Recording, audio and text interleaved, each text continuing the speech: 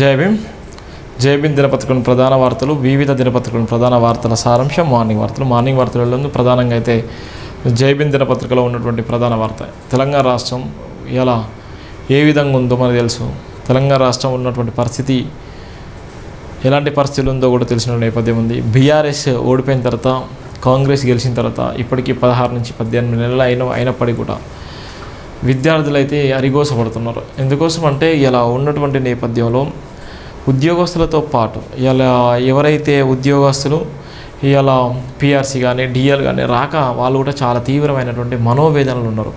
ఒక పక్కన విద్యార్థులకు ఫీజు రీయింబర్స్మెంట్స్ రాక వాళ్ళు చాలా అవస్థపడుతున్నారు. ఇప్పుడు ఉన్నటువంటి ముఖ్యమంత్రి ఆయనే విద్యాశాఖ మంత్రి కూడా అతనే. ఎందుకు ఫీజులు ఇప్పటివరకు చెల్లించలేదంటే భయంకర పరిస్థితులు ఉన్నారు. దానికి ప్రధాన వార్త కూడా రాయడం జరిగింది. ఒక పక్కన ఉగ్రవాదం, మరో పక్కన భయంకరమైనటువంటి మతోన్మాదం, మరో పక్కన రాష్ట్రాల అణచివేత, ఇలా ఉన్నటువంటి అధికమైనటువంటి అనాలోచిత ఆలోచనల వల్ల రాష్ట్ర రాజకీయాలే కాదు దేశంలో ఉన్నటువంటి రాజకీయాలు కూడా సంక్షోభంలో ఉన్నటువంటి పరిస్థితి ఉంది. దానికి ప్రధానంగా ఇక్కడ ఉన్నటువంటి ప్రధాన వార్త కూడా చూస్తున్నాం. చదువుల ఫీజులు చెల్లించేది ఎప్పుడు? ఇది ఉన్నటువంటి విద్యార్థుల జీవితాల కోసం తెలంగాణ రాష్ట్రంలో ఉన్నటువంటి ప్రధానమైనటువంటి ఇదో సమస్య. చాలామంది మొరపెట్టుకుంటున్నారు, ఫీజు రీయింబర్స్మెంట్స్ విషయంలో చాలామంది మొరపెట్టుకుంటున్నారు. అయినప్పుడు కూడా ఫీజుల విషయంలో అరకొర పరిస్థితులు ఉండడంతో వాళ్ళు విద్యార్థులు చెప్పులు అరిగేలా తిరిగినా కూడా వాళ్ళ ఫలితం లేకుండా పోయింది. అందుకోసమే ఫీజుల బకాయిలు చెల్లించేది ఎప్పుడనేటువంటి ప్రధాన వార్త కూడా రాయడం జరిగింది. ఎందుకంటే విద్యార్థులు కూడా ఇలా ఇబ్బంది పడేటువంటి నేపథ్యం ఉంది.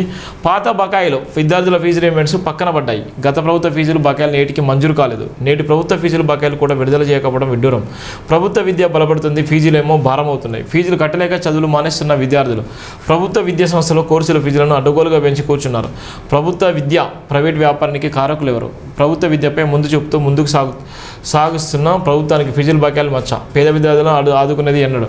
అన్ని ధనాల కన్నా విద్యాదానం గొప్పది. సీఎం సార్ ప్లీజ్ మాకు ఫీజు రీయింబర్స్మెంట్స్ పెండింగ్ బకాయిలు విడుదల చేయండి. రాష్ట్ర విద్యాశాఖ మంత్రికి సవాల్గా మారిన విద్యార్థుల భవిష్యత్తు. అంటే ఆయనే సీఎం, ఆయనే విద్యాశాఖ అయినే కాబట్టి ఆయనకు సవాల్గా మారింది. ఇలా ఫీజులు ఏ అయితే గత ప్రభుత్వం ఉందో గత ప్రభుత్వాలు చెల్లించినటువంటి ఫీజులు ఇప్పుడు కూడా ఇదే కంటిన్యూగా కొనసాగుతుంది. ఫీజులు చెల్లించకపోతే అక్కడ ఉన్నటువంటి విద్యా సంస్థలు ఏవైతే ఉన్నాయో అవి కొమ్ము కాసుకుంటాయి, ప్రైవేట్ విద్యా సంస్థలు కొమ్ము కాసుకుంటున్నాయి. దీని విషయంలో స్పందించాల్సినటువంటి రాష్ట్ర ముఖ్యమంత్రి వెంటనే ఏ అయితే పాత బకాయి ఫీజులు ఉందో, ఏ అయితే ఫీజు రీయింబర్స్మెంట్స్ ఉన్నదో, ఎన్ని లక్షల మంది అయితే విద్యార్థులకు ఫీజు రీయింబర్స్మెంట్స్ రావాలో అవన్నీ తక్షణమే చెల్లించినట్టయితే వాళ్ళ భవిష్యత్తుకు ఒక పునాది వేసిన వాళ్ళ ఇతరులైనటువంటి ప్రధాన వార్త కూడా జై భీమ్ దినపత్రికలో రాయడం జరిగింది.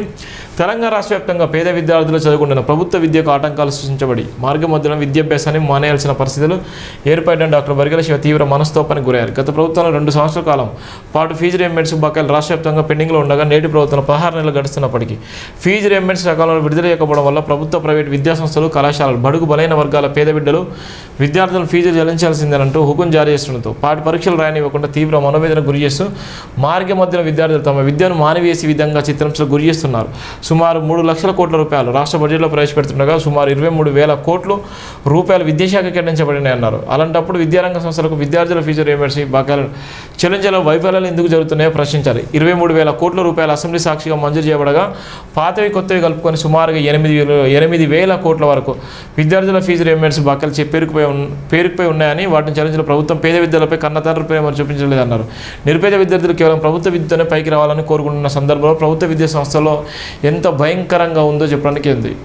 దానికి కోసం సపరేట్గా నిధులు కేటాయించినప్పటికీ ఫీజు రీయింబర్స్మెంట్ విషయంలో ఇప్పటి కూడా ప్రభుత్వము ఏమాత్రం స్పందించట్లేదు. ఎందుకోసం అంటే బడ్జెట్లో ప్రవేశపెట్టినటువంటి పాత బకాయిలు కానీ ఇప్పుడున్నటువంటి కొత్త బకాయిలు కానీ, ఎందుకంటే విద్యార్థులకు జీవితాలను మెరుగుపరిచేటువంటిది. ఎందుకోసం అంటే దాని మీద డిపెండ్ అయి చదివేటువంటి అనేక మంది విద్యార్థులు ఉన్నారు. అనేక మంది విద్యను అభ్యసించేటువంటి విద్యార్థులకు ఇలా ఇబ్బందికరంగా మారింది. అందువల్లనే వెంటనే ఏ అయితే పాత బకాయిలు ఉందో, ఏ అయితే ఫీజు రీయింబర్స్మెంట్స్ ఉందో అది వెంటనే చెల్లించి న్యాయం చేయాల్సిందిగా విద్యాశాఖ మంత్రి రాష్ట్ర ముఖ్యమంత్రి గారికి కూడా సవినీయంగా జై భీమ్ దినపత్రిక విన్నవిస్తున్నటువంటి నేపథ్యం అయితే మనం చూస్తున్నాం.